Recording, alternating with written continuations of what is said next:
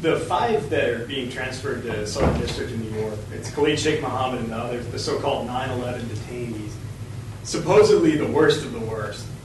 If Article 3 courts are the right place for them, why not for all of the lower riffraff, the lower level detainees? And conversely, if military commissions are appropriate for the lower levels, why are they not appropriate for the upper echelons as well? Like, why is there the discrepancy between the two?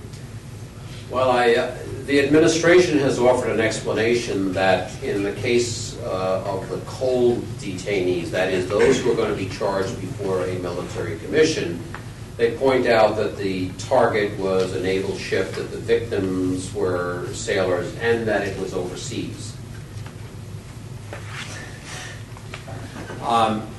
It wouldn't bother me as much except for the problems with the military commissions themselves. The rules that first established them and the initial convening authority, General Altenberg, a very close friend of mine, the military is given this animal. We are used to being given things that are not perfect, but you go with what you have and you try to take the best out of it that you can.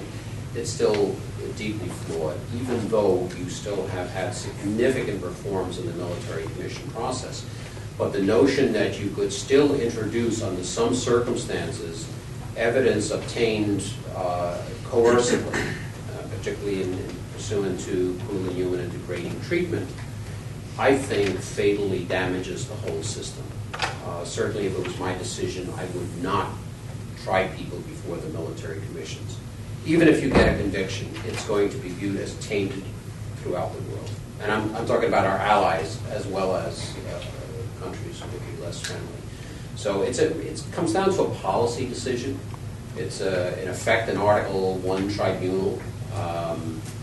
To the extent that it conforms with international law and our own standards, fine.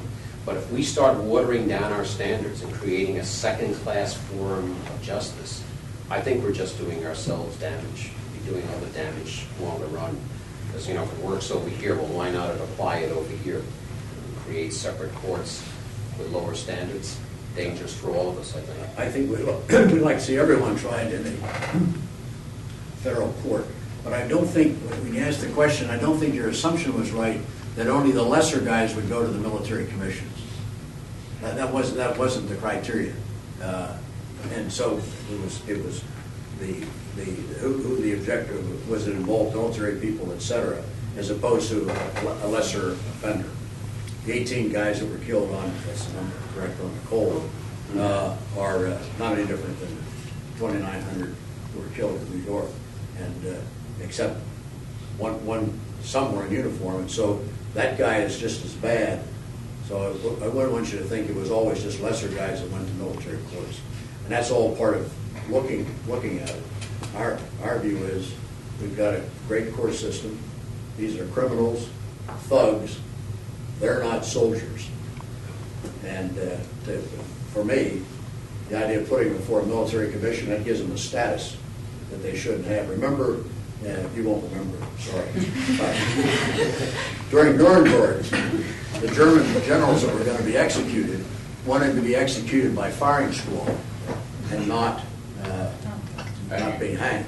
And that's just a deep into the military that soldiers are executed by firing squad for whatever reason, and criminals are hanged.